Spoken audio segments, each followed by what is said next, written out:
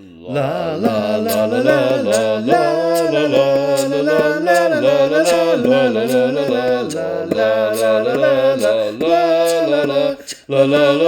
la la la. Welcome to A Canadian Explains Eurovision to Americans. I am Matty McLean, the Eurovision Raccoon, and I am joined today by a very, very special friend. Might I introduce Chrissy Lawrence Thorne, or as I call her, Mama Eurovision. Yeah, because Matti is young enough to be my son, so and he relies on me. Anything that happened before about the year 2000 in Eurovision, I go, I was there, and he Yes. goes, oh, you poor old thing, you. But never mind. A slightly different vision of it all. Yeah. Which is what we love. You're the legacy holder. You are the one who holds the keys. You've been watching Eurovision for years and years before I was even aware of it. Before you were Maybe even born, darling. I didn't Before you want were to even say born. that, but Yeah. yes, that is Yeah. true. What is your earliest Eurovision memory? Well, 1967, believe it or not. Wow. I was watching in black and white. I was 7 years old, so you can do the maths to work out how old I am now. I was watching with my older sister who was babysitting me, and we saw the UK win for the first time with Sandy Shaw. So that was I was allowed to stay up and watch it. So that was very exciting. So that was my first memory. Eurovision 1967 was the 12th edition of the contest. At this point, it was very much something of its time. At this point, there was no televoting, so everything was decided by the juries, and it was all very formal event. All the songs were very classic. Everything was very of the era. They were actually used in orchestra back then, so all of the songs you will hear and see were accompanied by live music, which is something that's changed, but not really. Overall, it was a very new and fresh and exciting time for Eurovision, so the fact that this is going back so far is very, very cool.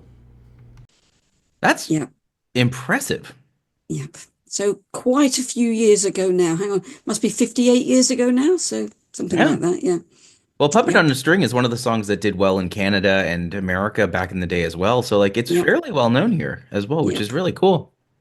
Yeah. And I met the bloke who wrote it as well. So when I was up at the BBC at one of the Song for Europe things back in the 90s, I met the guy who wrote it. So that was exciting as well.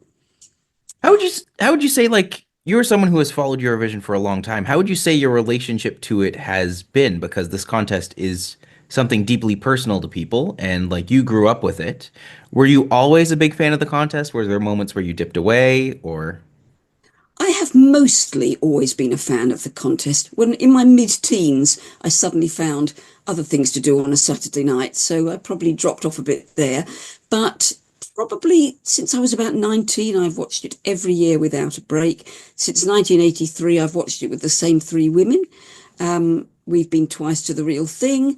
We love it, love it, love it. And we've kind of just gone with the flow as it's changed over the years. For a long time, it was deeply unfashionable to be a fan of the Eurovision, especially here in the UK. And we stuck with it. And now it's terribly trendy. And we can sort of go, ha, told you all along. So there you go. It is something that is catching on again in a major way. And Yep. like not just there, as I'm testament, I caught it in Canada. I think the key is you have to be gay, and then from there everything else moves on. But you could just be a good person. Maybe that's the key. Well, obviously, the gay community has made it huge. I remember I went to the Eurovision, the actual show in 1998, and the audience was, I would say, 95% gay men and a few of us, you know. And if you could have struck a match, the whole place would have blown up. We were all so excited. So, yeah, it's something, you know.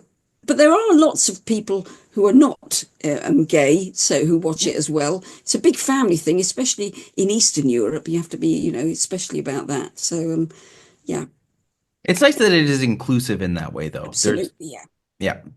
And I think it allows all of us to embrace our completely over the top, slightly gay side of us. You know, if we want multicolored hair, ridiculous wigs, spangles, sequins, With receipt of this statement, I am 90% sure that she is reading me at this time. we're all wearing them. So, Yeah, everyone wears everything bright yeah, all the time.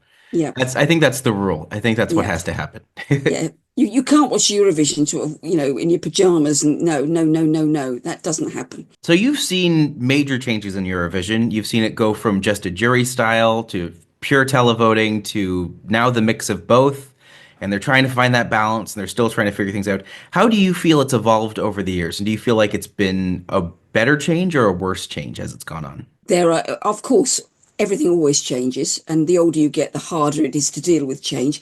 But I would say that it's been a mix. Some things are so much better. I mean, the production values. I really like the new exciting way of mixing the votes so that you wait at the end to get all the televotes and everything goes all over the place. And somebody who thought they were a shoe-in to win suddenly comes fourth, and that's very exciting. The thing I most dislike is being able to see the person who gives the votes, because they do like to milk their few moments on the TV.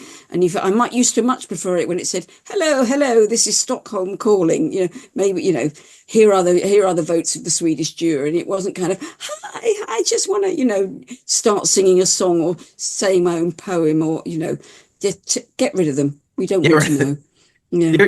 Yeah, you're kind of hitting the nail on the head. Everyone milks their moment, and as soon as it's time, just like give us your 12 points. Yeah. And yeah, they milk it. Oh my God. Yeah. And it's a bit tedious, and it makes what is already a very long process even longer. So, and often they make it feel even longer than the very long process it has to be. Absolutely. And because, if everyone just adds on 10 seconds, by the time you've done 42 countries, that's quite a lot, Yeah. And now we let the bloody Canadians vote and the Americans vote and everyone else, The rest of the world vote is great. I love that. It is fabulous, yes. And it's just to show that the rest of the world, they are out there. And some of them, yourself included, are watching. Well, I'm still waiting for us to compete, but that's going to take at least 2 years. So we're waiting on you, Eurovision Song Contest Canada.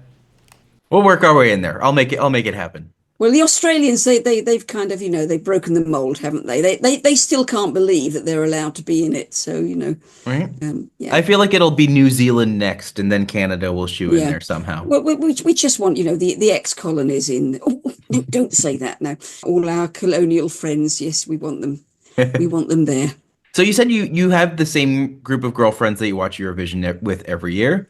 Yep. Are there any other family connections there that you kind of hold to traditional or? Well, my children have been properly brought up. They're in their 30s now and married and grown up and all that stuff. But they still always watch Eurovision with a group of friends.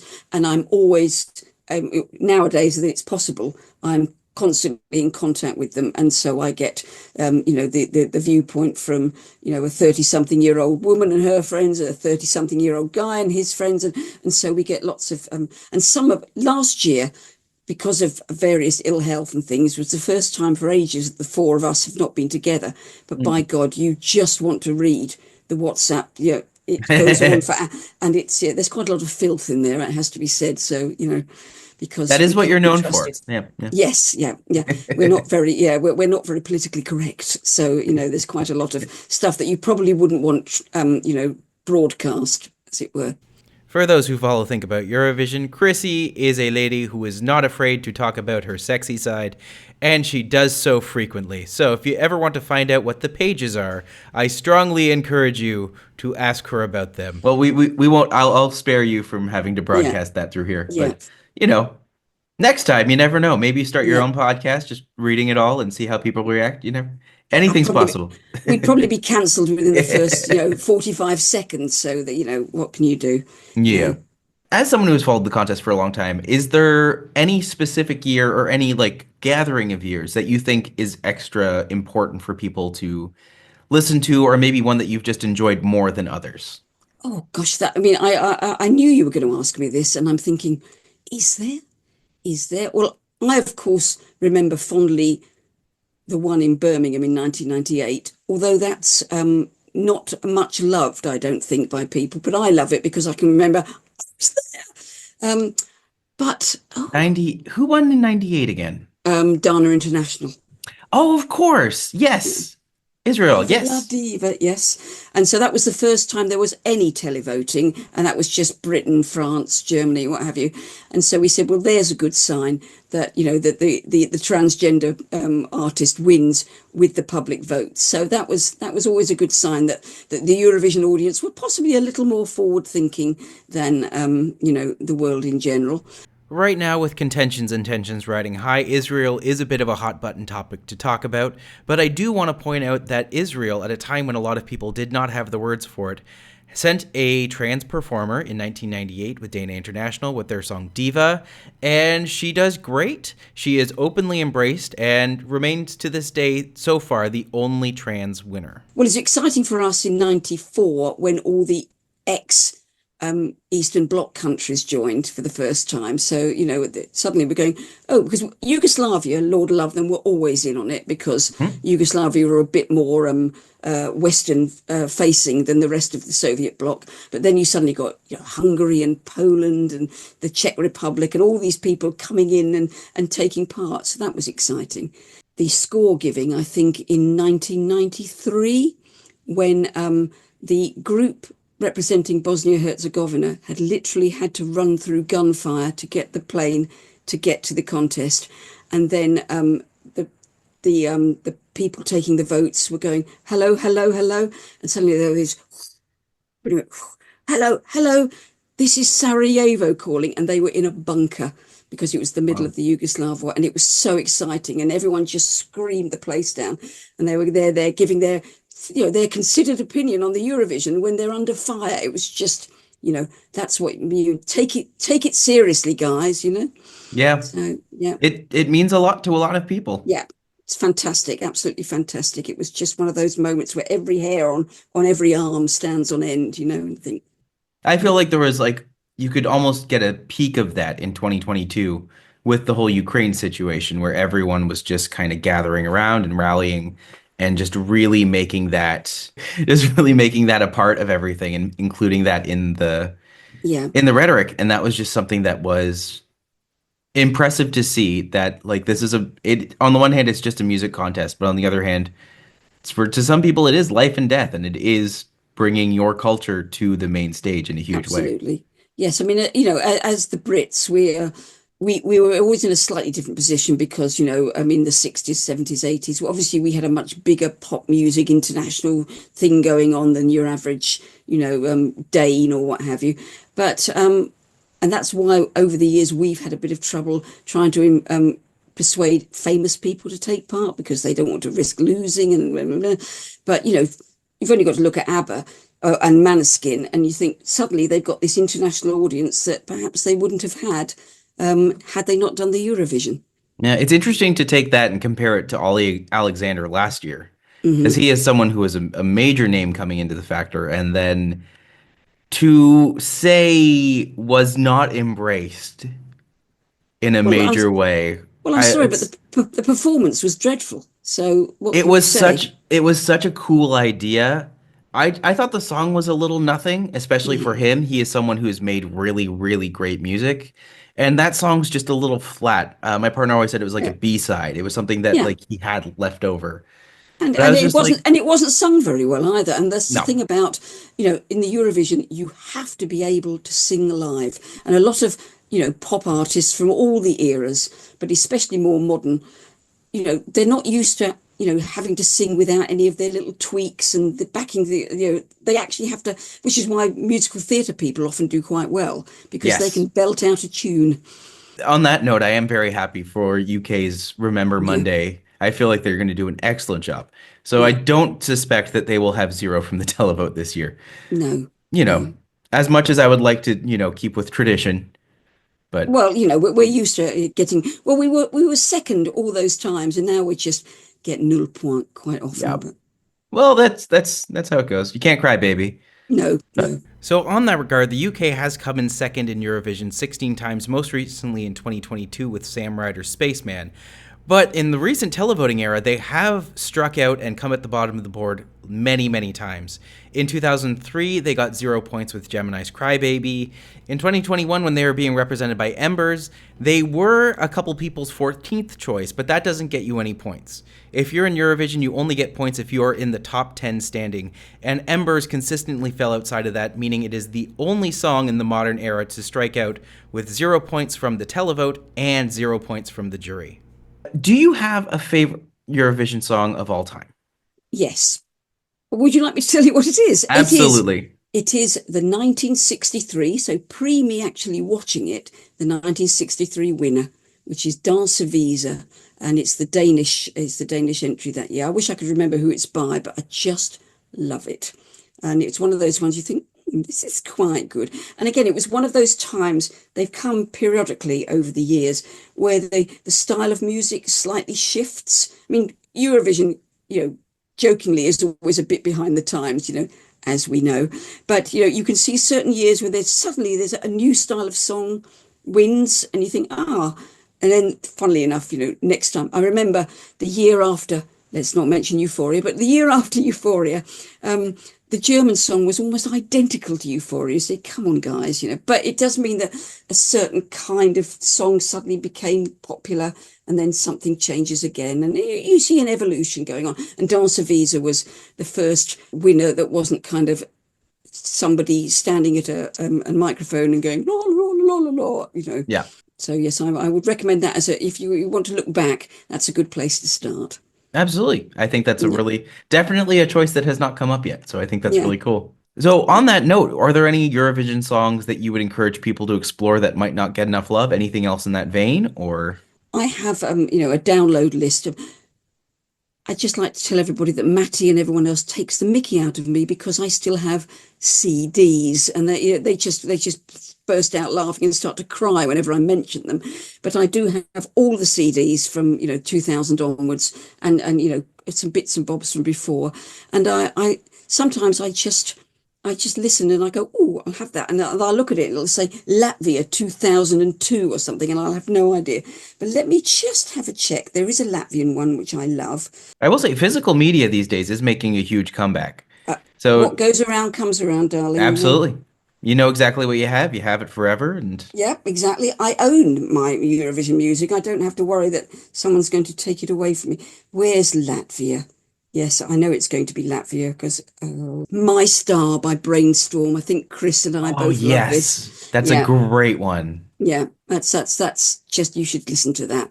I think we all absolutely loved it, didn't we? And I don't think it bombed at the time, but I don't think it did particularly well. But it's odd that, that we all loved it. We're different ages, different genders, all the rest of it. And we all went, oh, that was lovely. So yes, My Star by Brainstorm. Latvia so it's 25 years old already. And I still think of him as a lovely young man. He's probably about 50 now, so what can you do? On that note, we met because we were both working together on Chris's podcast, Think About Eurovision. Do you have a favorite memory of us all working together on that particular branch? Well, I've always enjoyed your ever-changing persona, but the fact that you are my absolute favourite raccoon, a trash panda, and we have all these jokes about three raccoons in a trench coat trying. So yeah, and quite a lot of the stuff I most enjoy is, of course, the stuff that we can't broadcast that happens when we're off air. So, but it's just lovely having two lovely young men, to work with occasionally. So yeah, I just really enjoy the going outside my normal zone, as it were. Yes, I will say I stole the theme song directly from Kris. So he is the one who sings us in every day, which is great. La la la la la La, la, la. Yeah. Yeah, exactly. Keep the classics, man. Keep the classics. Exactly, and beautifully sung, as we say. You've got to belt it out live. So yeah. No, I just love working with I always talk about my two lovely young men, because you'll always be young from where I'm sitting, Matti. So I mean, I like to think I'm still a little young. Yeah. Although that's rapidly changing. We'll figure that out. Yes, quite. Yeah, yes. I mean, my own children are millennials, and they say they have no idea what teenagers are doing nowadays. So Yep. Different worlds. Yep. I have to say, I think my favorite memory of Think About Eurovision, it will come back again. Kris has stated that it is coming, maybe not this season, but soon. My favorite memory is when we had all watched Junior Eurovision and the France child won. And there was that moment where I was just like, okay, let's all just say our least favorite on the count of three. 1, 2, 3. France. We all said exactly. France. Yeah. And I was just like, somehow that won. And yes, exactly. And we just couldn't believe it. We were going, it wasn't great. It was bloody awful. And it was terrible. Yeah. Different accents, different vocabulary, but we were all saying the same thing. Yeah. Yeah.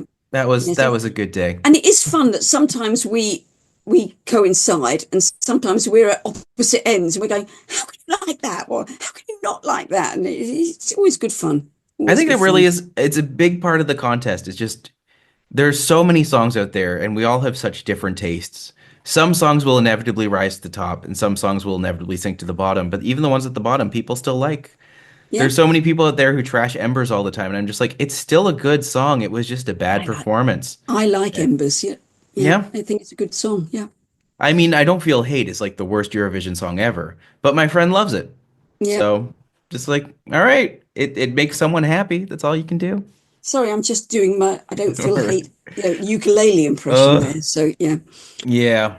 What inspired you to join the Think About Eurovision team originally? Well, I'd started listening to it because I like things to do with Eurovision and used to type in podcast Eurovision. And so I'd listened to, half a dozen. And then Kris kind of put out one of the people may not be able to do it any longer. And I'd quite like a new team. And I thought, well, in for a penny, in for a pound. I just sent him this long email explaining my long standing interest and connection with the Eurovision. And I think he realised that I was worth having a go with because I just was so different from the average or the Eurovision fan. So yeah, yeah, I that's why I joined, and it's been such fun ever since. I would say like I had the exact same thing. That's how I came on board as well.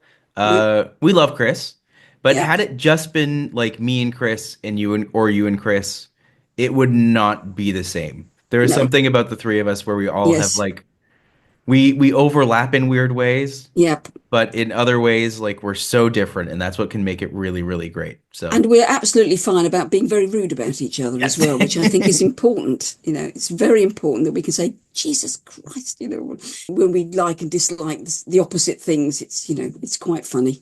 So Eurovision has been around for a long time. It will continue to be around for a long time. I mean, knock on wood, we hope. What do you hope to see from Eurovision in the future? Hope it goes on being a nice, positive thing. Because one of the great things, because obviously I'm in Europe and I travel quite a lot, been to Czech Republic, and then I'm going to Slovenia in a few weeks. So, ticking off the countries, went to Amsterdam last year. And you can always have a conversation about Eurovision with anyone in a European country. And if you know something about, like I usually do, I know something about their previous entries and this, that, and the other. I went to Iceland and I really like Iceland. And so they're just kind of open mouthed. You're going, what do you mean you can remember our 1999 entry and say who it was by? And I just hope it goes on being a place where we can all have a bit of a laugh together. And the way things are at the moment, we could all do with that, really. Well, for sure. Well, from that point, we didn't really get to talk personally about last year's Eurovision. No, we didn't.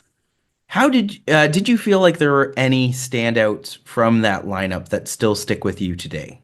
Well, the funny thing is, it's a standing joke that we never pick the winner. With my girlfriends and I, it's always, we'll go, what did we give that one? We suddenly it's come out and we go, oh, we gave it, 1.5 stars out of 5, and said.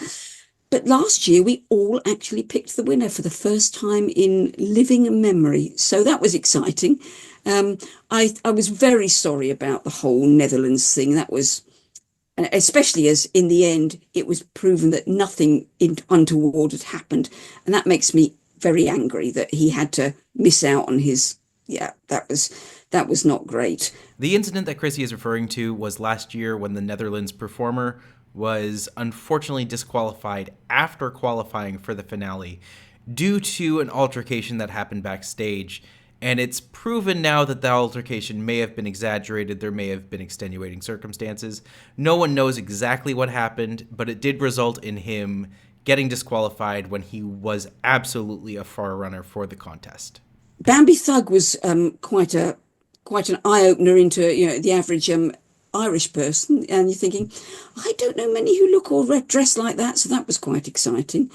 Just trying to think who I really love, but yes, Switzerland. It was fun, and we were actually quite pleased as 60-something old women that the performances that were the most in your face, over the top, too many bum cheeks and grinding, groins did not do so well. And so you think, perhaps people will tone it down a bit, because actually the kind of, nobody, none of them got very many marks. The ones that were a bit kind of, we're trying too hard to shock here. And I think, don't try so hard to shock, just try and sing, Yeah. Make something, make it good. Yeah, exactly. Make it fun and make it good. Yeah. Or make it quédate conmigo, sort of. Yeah, there's not many of those. Yeah. Have you seen any of the entries from this year yet? I have seen a couple, but you know me, I try not to watch until the semi-final. But even my kids are going, "Oh, have you seen that?" And I'm going, "No, I haven't." So I try and not watch, because back in the day we couldn't see them until the night. Sometimes we had a video program a week before where they'd show the official videos of some of them, so we get to see them once. But they weren't allowed to be released. Back in the day, you couldn't release the songs until after the competition.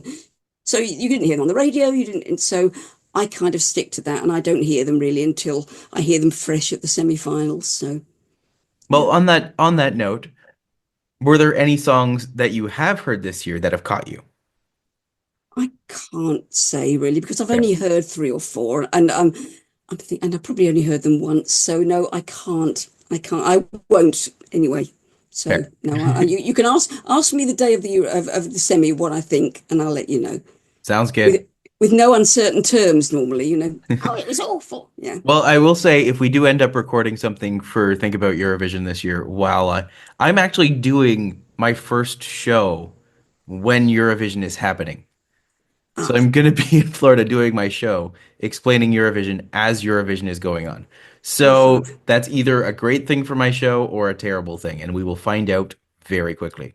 Yeah, well, I'll whisper in your ear some of the things that the smutty old 60-something women are saying, and you can decide whether you want to add it in or not. Absolutely. Well, thank you for being here today. Thank you. It's been lovely to see talking. you. Likewise, lovely to talk to you again. Feels it's like nighttime here, as you can see. Yes. So, yeah. It feels like home again in its own way. Yes, it does. I can't wait. Can't wait to see you and Kris again, and we can just be rude to each other as as Absolutely. is our norm. Yeah. That's half the fun. Yeah. Were there any parting words for wisdom that you'd like, or anything you'd like to share with people before we say goodbye? The Americans, what would they or wouldn't they like? Just remember that most people in the Eurovision are not taking themselves too seriously. And that's very important to take when you're watching it.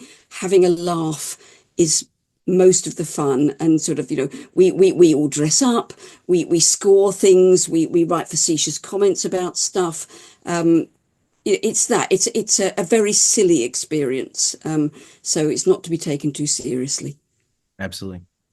Yeah. Well, thank you so much. It's been lovely talking to you, Matti, and I hope to see you soon. La la la la la la la.